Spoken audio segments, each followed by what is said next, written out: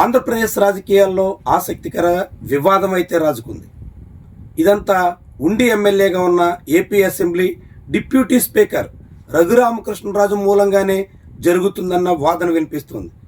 ఇప్పటికే పశ్చిమ గోదావరి జిల్లాలో అఖిలపక్ష భేటీ కూడా నిర్వహించి రఘురామకృష్ణరాజు తీరుని తీవ్రంగా నిరసించారు. అదే సమయంలో రఘురామకృష్ణరాజుకు అండగా రాష్ట్రంలో అధికారంలో ఉన్న కూటమి పెద్దలు కదులుతున్నటువంటి తీరు మీద కూడా అభ్యంతరాలు వ్యక్తమవుతున్నాయి. ఈ నేపథ్యంలో సీనియర్ అనలిస్ట్ నగేష్ మూర్తి మనతో ఉన్నారు. ఆయనతో మాట్లాడి ఉండి అసెంబ్లీ నియోజకవర్గం ఆకువీడులో జరుగుతున్న పరిణామాలు, అందులో రఘురామకృష్ణరాజు పాత్ర, వీటి గురించి తెలుసుకుందాం. నమస్కారం నగేష్ గారు. నమస్తే శంకర్. నగేష్ గారు, రఘురామకృష్ణరాజు ఆరంభం నుంచి అనేక వివాదాలకి ఆయన కేంద్ర బిందువుగా మారుతున్నారు. ఇప్పుడు మళ్ళీ ఈ హిందూ క్రిస్టియన్ ఈ పోలరైజ్డ్ పాలిటిక్స్ మీద ఆయన తీవ్రంగా దృష్టి పెట్టినట్టు కనిపిస్తుంది. ఇది ఎక్కడి వరకు దారితీస్తుందంటారు? ఈ పరిస్థితిని మీరు ఎట్లా చూస్తారు? అంటే ముందుగా రఘురామకృష్ణరాజు గారు ఒక ఇమ్మెచ్యూర్డ్ కన్నింగ్ పొలిటీషియన్ మొదటి నుంచి కూడా.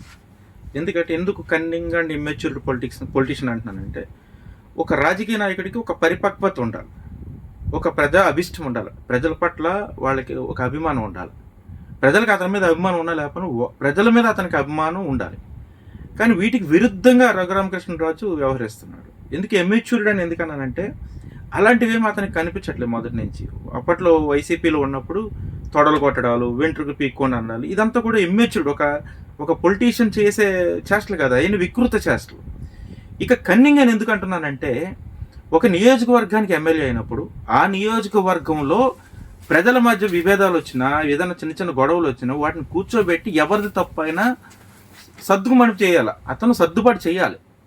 సర్దుబాటు చేయకుండా ఒక గ్రూప్కి అతను లీడర్షిప్ తీసుకుని మతాల మధ్య చిచ్చు రేపడం అనేది కన్నింగ్ అనమాట. సో ఇది ఒక ఎమ్మెల్యే కానీ, అది ఒక డిప్యూటీ స్పీకర్గా కానీ, ఇది చాలా జిగుప్సాకరమైనటువంటి తీరు అతనిది. ఎందుకంటే ఇది ప్రజాస్వామ్యంలో ప్రజాప్రతినిధికి కొన్ని లక్షణాలు ఉండాలి. ఈయనకున్న ఎన్ని అవలక్షణాలు కనపడుతున్నాయి. సొంత నియోజకవర్గంలో ఏదన్నా రెండు వర్గాల మధ్య, రెండు కులాల మధ్య, రెండు మతాల మధ్య గొడవ వచ్చినప్పుడు వాళ్ళు ఆ నియోజకవర్గ పెద్ద అయినటువంటి, నియోజకవర్గ ప్రజాప్రతినిధి అయినటువంటి ఎమ్మెల్యే ఎవరైతే ఉన్నారో వాళ్ళు కూర్చోబెట్టి సర్దుబాటు చేయాలి. కానీ ఇతను కుడి కడతాను, డబ్బులు పంపించండి అడుగుతున్న రాజుగారు, మీరు బాగా డబ్బున్న వాళ్ళు, మీరు బ్యాంకుకు టోకరా వేసిన డబ్బుల్లో ఒక 1% పెడితే అద్భుతమైన గుడి కట్టవచ్చు. రాజులు ఎప్పుడు ఇలాంటి పరిస్థితుల్లో నేను ఎప్పుడు చూడలేదు. నాకు చాలామంది ఫ్రెండ్స్ ఉన్నారు, డబ్బున్నా లేకపోయినా రాజులాగే బతికారు. అలాగే ఆంధ్రప్రదేశ్లో ఎప్పుడు మత రాజకీయాలు లేవు. ముఖ్యంగా గోదావరి జిల్లాలో, నేను గోదావరి వాసిగా చెప్తున్నాను, ఎప్పుడన్నా కులపరమైన వివక్షకు సంబంధించిన గొడవలు జరిగాయి తప్ప మతపరమైనటువంటి విభేదాలు ఎప్పుడూ లేవు. ఎవరి గుళ్ళో వాళ్ళు పూజలు చేసుకుంటారు, ఎవరు చర్చిలో వాళ్ళు పూజలు చేసుకుంటారు.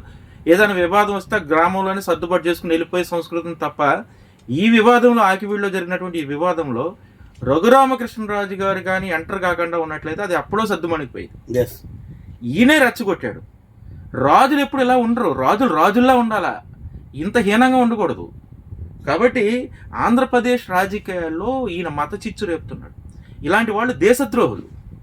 ఒక మతాన్ని ప్రేమించేవాడు గొప్పవాడు, ఒక దేవుణ్ణి నమ్మేవాడు గొప్పవాడు, అది ఏ దేవుడైనా సరే. అయితే ఎదుటి దేవుణ్ణి ద్వేషించేవాడు నిజంగా దేశద్రోహి భారతదేశంలో. ఇలాంటి వాళ్ళందరూ విషపురుగులు దేశానికి. ఈ గొడవలు పెట్టడం, చిచ్చు రేపడం, మత విద్వేషాలు రెచ్చగొట్టడం అనేది ఈ దేశానికి ద్రోహం చేసిన వాడు. వాళ్ళ మతానికో ఎదుటి మతానికో ద్రోహం చేసిన వాడు కాదు. ఈ గొడవ ఇవాళ కాకపోతే ఒక నెల రోజుల సర్దుబాటు జరుగుతుంది, నెల రోజుల తర్వాత కాకపోతే 2 నెలల తర్వాత సర్దుబాటు అవుతుంది. కానీ ఇలాంటి వాళ్ళ వల్ల దేశం నష్టపోతుంది, యువత నష్టపోతారు. ఎందుకు నష్టపోతారంటే ఈ గొడవల్లో ఉన్న వాళ్ళందరి మీద కేసులు వెళ్తాయి. వీళ్ళందరూ స్టేషన్లకు వెళ్తారు, పోలీస్ స్టేషన్కి వెళ్తారు, కోర్టులకు వెళ్తారు, జైలుకి వెళ్ళొచ్చు కూడా. మరి అలా వెళ్ళినప్పుడు వాళ్ళందరూ ఊరుకుంటారా? ఈ గొడవలు చెలరేగుతూనే ఉంటాయి. ఇలాంటి వాళ్ళు, రఘురామకృష్ణరాజు గారు లాంటి వాళ్ళు దేశానికి దేశద్రోహులు, రాజకీయాలకు విషపురుగులు, ప్రజల మధ్య చిచ్చు రేపే దుర్మార్గులు. సో ఇలాంటి వాళ్ళతో చాలా డేంజరు. మీరు ఇంత ప్రమాదకరంగా ఒక నాయకుడి ధోరణి చూస్తుంటే, రెండో వైపు ఆయన ఆంధ్రప్రదేశ్ అసెంబ్లీకి డిప్యూటీ స్పీకర్గా ఉన్నారు. రాజ్యాంగబద్ధమైన పదవిలో ఉండి రాజ్యాంగాన్ని పరిరక్షించాల్సినటువంటి ప్రజాస్వామ్యంలో దేవాలయం లాంటి అసెంబ్లీకి ఆయన లీడర్గా ఉండి ఇలాంటి తీరున సాగుతుంటే కంట్రోల్ చేయాల్సినటువంటి నాయకత్వం తీరు ఎలా ఉందంటారు? అంటే ఈ ఇష్యూలో పవన్ కళ్యాణ్ గారు తర్వాత చంద్రబాబు నాయుడు గారు మద్దతు తెలిపినట్లుగా తెలుస్తుంది. పవన్ కళ్యాణ్ గారు అంటే బీజేపీకి సపోర్టర్గా ఉన్నాడు కాబట్టి ఆయన మొదటి నుంచి ఆయన రూపు మార్చుకున్న దగ్గర నుంచి ఆయన రూపం మార్చుకున్నప్పటి నుంచి రాజకీయంగా బీజేపీకి సపోర్ట్ ఇస్తున్నప్పటి నుంచి సనాతన ధర్మాన్ని ప్రచారం చేసుకుంటూ ఆయన రూట్లో ఆయన వెళ్ళిపోతున్నాడు. ఆయన చెప్పాడు, ఆయన మద్దతు ఇచ్చాడంటే అది పెద్ద విషయం కాదు. కానీ చంద్రబాబు నాయుడు గారు లాంటి వాళ్ళు ఇలాంటి వాటి మీద స్టేట్మెంట్ ఇస్తే రఘురామకృష్ణరాజు గారిని పట్టుకుని వెళ్తే కుక్కతోక పట్టుకుని గోదావరి ఈదినట్లే. ఆల్రెడీ జగన్ వెంటే ఉండి జగన్ మా లీడరు దుర్మార్గుడు నీచుడు అని చెప్పినటువంటి రఘురామకృష్ణరాజు గారు రేపు చంద్రబాబు నాయుడు గారిని తిట్టాడు అనడానికి నమ్మకం ఏం లేదు. ఎందుకంటే ఆయన ధోరణి అది.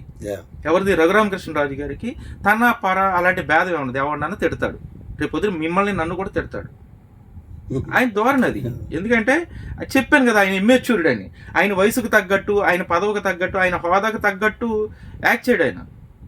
ఆయన is a comedian, political comedian. ఇది by nature, by acting is cunning. అతను చాలా కన్నింగ్గా వెళ్తున్నాడు పబ్లిక్లోకి. అతను మాట్లాడే తీరు అంతా కమేడియన్లా ఉంటుంది. టోటల్గా ఒక ఇమ్మెచ్యూర్డ్. నాకు తెలిసి క్షత్రియ వంశంలో పుట్టి ఒక మంచి వ్యాపారవేత్తగా ఉండి అంత వయసు వచ్చినాడు ఇలా వ్యవహరించకూడదు. ఇలా బీజేపీ విధానాలను, బీజేపీ వైఖరిని ఆయన మరింత ఆంధ్రప్రదేశ్లో రాజేస్తూ మత రాజకీయాలు పెంపొందించాలనే ప్రయత్నంలో పవన్ కళ్యాణ్ ఎలానో ఆ దిశలో ఉన్నారని మీరే చెప్తున్నారు. మరి చంద్రబాబు ఇలాంటి వైఖరి తీసుకోవడం వల్ల టీడీపీకి మేలు చేస్తుందంటారా, కీడు చేస్తుందంటారా? తెలుగుదేశం పార్టీకి ఖచ్చితంగా నష్టం చేకూరుతుందండి. ఎందుకంటే జగన్ ఎంత విమర్శించాడో తెలుసు రఘురామకృష్ణరాజు గారు. ఇప్పుడు చంద్రబాబు నాయుడు గారు కానీ అతనికి మద్దతు, చంద్రబాబు నాయుడు ఉన్న పార్టీ తెలుగుదేశం పార్టీ ప్రజల పార్టీ. అది ఎక్కువ మంది ప్రజలు, కార్యకర్తలు అన్ని వర్గాల నుంచి బలంగా మద్దతు ఇస్తున్నటువంటి పార్టీ. ఇది మతాలకు కులాలకు అతీతంగా ఉన్న పార్టీ. ఏదో ఒక అధికారం ఉంది, ఈరోజు బీజేపీతో పొత్తులో ఉన్నామని ఏదైనా టెంప్ట్ అయ్యి అటు మత రాజకీయాల వైపు కానీ అడుగు వేసిందంటే టీడీపీ ఆ రోజే పతనం మొదలవుతుంది. అది 1%, 2%, ఎంత పర్సెంటేజ్ అని పక్కకు పెడితే తెలుగుదేశం పార్టీలో ఉన్న వాళ్ళందరూ కూడా మత రాజకీయాల వైపు కానీ మళ్లించడానికి కానీ చంద్రబాబు నాయుడు గారు కానీ ప్రేరేపించినట్లయితే అది ఖచ్చితంగా తెలుగుదేశం పార్టీ పతనానికి ఉపయోగపడుతుంది.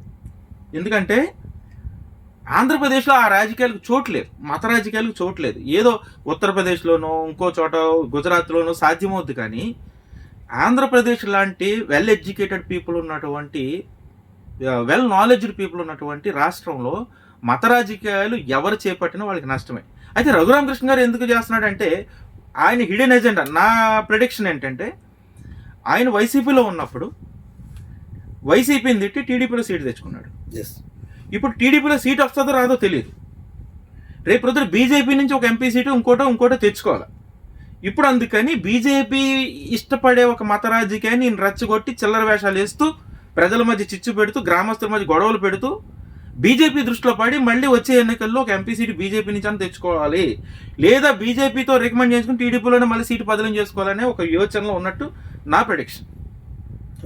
సో ఏదైనా సరే ఈ టోటల్ ఎంటైర్ ఇష్యూ, ఈ ఆకివీడ్ ఇష్యూలో మెరుగుపడేది, బాగుపడేది రఘురామకృష్ణరాజు ఒకడే. నష్టపోయేది అక్కడ ఉన్న ప్రజలు. ఈ గొడవల్లో ఎవరైతే ఇన్వాల్వ్ అవుతున్నారో అటు క్రిస్టియన్స్ వైపు కానీ ఇటు హిందూస్ వైపు కానీ వీళ్ళు కూడా నష్టపోతారు. వ్యక్తిగతంగా నష్టపోతారు, కుటుంబపరంగా నష్టపోతారు, ఆర్థికంగా నష్టపోతారు, సామాజికంగా నష్టపోతారు. తెలుగుదేశం పార్టీ కూడా నష్టపోతుంది. ఇందులో జనసేన పేరుతో ఇన్వాల్వ్ అయ్యి పవన్ కళ్యాణ్ మీద అభిమానంతో ఇన్వాల్వ్ అయ్యి రఘురామకృష్ణరాజు వెనక తిరిగే వాళ్ళు కూడా నష్టపోతారు. మెరుగుపడేది, బాగుపడేది ఒక రఘురామకృష్ణరాజు ఒక్కడే. రఘురామకృష్ణరాజు కన్నింగ్ పొలిటికల్ సినారియాలో వీళ్ళందరూ బలిపసులు అవుతారు. అంటే మత రాజకీయ ఇంత గొడవలు అవసరం లేదు. అంటే రఘురామకృష్ణరాజు గారిని చూసి నాకు నవ్వు వచ్చింది. ఆయన ఏదో ఎలా పెట్టి 100 రూపాయల నుంచి 10,000 వరకు ఇందులో అకౌంట్లో వేయండి. ఎందుకు రఘురామకృష్ణరాజు గారు మీకు అంత పరిస్థితి ఎందుకు? మీరు కట్టించచ్చు కదా గుడి, మీ దగ్గర డబ్బులు ఉన్నాయి కదా, ఆయన కట్టించచ్చు కదా. కట్టించేసి వీళ్ళందరినీ భోజనాన్ని పిలవండి, మేము అందరం వస్తాం. రామాలయం కట్టి గుడి దగ్గరికి వెళ్ళి భోజనం చేద్దాం అందరం. చందాలు దండడం ఏంటండి? ఇన్వాల్వ్ చేయాలంటే భోజనం పెట్టండి ఇన్వాల్వ్ చేయడానికి. చందాలు దండుతున్నాడు అంటేనే అందులో ఆయన కన్నింగ్నెస్ అర్థమవుతుంది. వాళ్ళందరినీ ఇందులో ఇన్వాల్వ్ చేసి ఈ గొడవలో భాగస్వాములు చేయాలని ఆయన ప్లాన్. ఈ స్కెచ్లు ఇరుక్కున్న వాళ్ళందరూ కూడా రేపు రొద్దున భవిష్యత్తులో ఇబ్బంది పడతారు. రఘురామకృష్ణరాజు గారి వయసు మనకు తెలుసు, గొడవల్లో ఉన్నవాళ్ళ వయసు కూడా మనకు తెలుసు. రఘురామకృష్ణరాజు గారు ఒక 5 ఏళ్ళో 10 ఏళ్ళ తర్వాత వృద్ధాప్యంతోనో వేరే వేరే ఇబ్బందులతోనో ఆయన అవుట్డేటెడ్ అయిపోతాడు. కానీ ఇప్పుడు 30 ఏళ్ళు 25 ఏళ్ళ కుర్రాడు గొడవల్లో ఉన్నాడు. ఆయన ఇంకో 30-40 ఏళ్ళు ఈ గొడవల్లో ఉండాలి. ఆల్రెడీ గతంలో జరిగినటువంటి మతపరమైనటువంటి గొడవలు జరిగినటువంటి అన్ని ప్రాంతాల్లో కూడా 20 ఏళ్ళ 25 ఏళ్ళ కుర్రోళ్ళందరూ గొడవల్లో ఇన్వాల్వ్ అయ్యి ఇప్పటికీ దాని నుంచి బయట పడలేక ఇబ్బందులు పడుతున్న దేశంలో చాలా కేసులు తీసుకొచ్చి మనం. అంత గుజరాత్ అల్లర్లో పాల్గొన్నవాడు చెప్పులు కుట్టుకుంటే ఇప్పుడు నేను చేసిన పెద్ద తప్పు అంటున్నాడు. మసీదు కూల్చి ఇవన్నీ గొడవల్లో పాల్గొన్నవాడు కూడా. సో ఈ 20, 25, 30 సంవత్సరాల వాళ్ళందరూ ఈ గొడవల్లో రాజకీయాల మీద ప్రేమతోనో నాయకుడి మీద ప్రేమతోనో మతానికి ఏదో ఎడిక్ట్ అయిపోయో ఇలా చేయడం వల్ల భవిష్యత్తులో ఒక 20, 30 ఏళ్ళు వాళ్ళ జీవితం చీకటమయమైపోద్ది. అంటే ఇబ్బందులు పాలవుతుంది. ఇంకా గొప్పగా బతకాల. జీవితం అంటే దేశం భక్తి అంటే ఇది కాదు. మత భక్తి అంటే దేవుణ్ణి పూజించడం, గొడవలు చేయడం కాదు. ఏ దేవుడు చెప్పలేదు గొడవలు పెట్టుకోండి కొట్టుకోండి మా కోసమని. వీళ్ళు కొట్టిస్తున్నారు. నీ క్రిస్టియానిటీ మీద ప్రేమ ఉంది, ప్రేమించు. హిందూయిజం మీద ప్రేమ ఉంది, ప్రేమించు, తప్పు కాదు. కానీ వీళ్ళు కొట్టుకోవడం అని ఏ దేవుడు చెప్పలేదు. చెప్తున్నారంటే వీళ్ళు నిజమైన భక్తులు కాదు, వీళ్ళు నిజమైన నాస్తికులు. అంటే మతం పేరుతో ఆధ్యాత్మికత పేరుతో దేవుడి నమ్మని వాళ్ళు వీళ్ళందరూ కూడా. దేవుడి మీద నిజంగా భక్తి ఉంటే దేవుడిని పూజిస్తారు, మొక్కుకుంటారు, ఏ పూజలు చేస్తారు, ఇవన్నీ చేస్తారు, శాంతియుతంగా ఉంటారు. ఆ మతం వాళ్ళు ఈ మతం వాళ్ళు, ఏ మతం వాడైనా సరే, కొట్లాడి దిగే ఏ మతం వాడైనా సరే ఆడు మత ద్వేషి, ఆ మతానికే ద్రోహం చేసినవాడు. సో ఇప్పుడున్నటువంటి ఆకివీడి సినారియాని చంద్రబాబు నాయుడు గారు, పవన్ కళ్యాణ్ ఇలాంటి వాళ్ళందరూ ఇన్వాల్వ్ అయ్యి రఘురామకృష్ణరాజు బాబాయ్ నువ్వు తగ్గబ్బా, రాష్ట్రంలో గొడవలు పెట్టకని చెప్పాలి. లేదు నువ్వు బాగా చేస్తున్నావు, మాకు బీజేపీ నుంచి సపోర్ట్ వస్తుందని సంకలు జరుచుకుని భుజాలు జరుచుకుని ముందుకెళ్ళారంటే ఎవరు జరుచుకుంటే ఆ పార్టీకి నష్టం, ఆ పార్టీ కార్యకర్తలకు నష్టం. ఇందులో పార్టీని నమ్మో, నాయకుడిని నమ్మో, దేవుడిని నమ్మో గొడవల్లోకి వెళ్ళే వాళ్ళకి వాళ్ళ కుటుంబానికి నష్టం. ఈ విషయం తెలుసుకోవాలి. రైట్, థ్యాంక్ యూ నగేష్ గారు, చాలా వాల్యుబుల్ సమాచారం ఇచ్చారు. ఖచ్చితంగా యువత ఇలాంటి ఉచ్చులో పడి ఎవరో రెచ్చగొట్టారని మత రాజకీయాల వైపు మళ్ళీతే తీవ్రంగా నష్టపోయే ప్రమాదం ఉంటుంది. అదే సమయంలో మత రాజకీయాలకు ఆజ్యం పోస్తున్న రఘురామకృష్ణరాజుకి అండగా నిలిస్తే తెలుగుదేశం పార్టీ మనుగడకే ముప్పు వచ్చే ప్రమాదం అయితే పొంచి ఉన్నట్టుగా నగేష్ గారి మాటల్లో కనిపిస్తుంది. Thank you very